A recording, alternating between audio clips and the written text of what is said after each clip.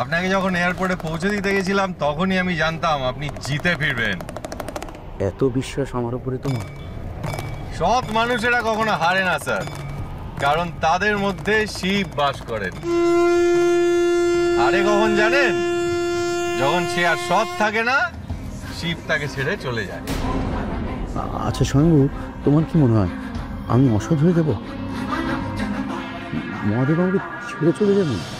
আমি কি করে বলি স্যার, সেটা তো মহাদেব জান। আমি শুধু এইটুকু জানি যে পরিষ্কার জলও নোংরা হয়। আগে আপনাকে নিয়ে কারোর ভয় ছিল না স্যার, এখন কিন্তু আপনি অনেকের কাছে ভয়। কাজেই একটা কথাই বলছি, একটু সাবধানে থাকবেন।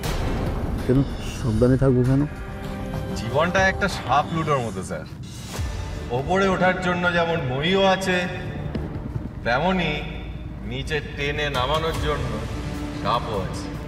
ওপরে ওঠার জন্য যেমন মইও আছে, তেমনি নিচে টেনে নামানোর জন্য সাপও আছে। ভগবান দাস প্রতি সোম থেকে শনি রাত ৮টায় জি বাংলা শোনারে।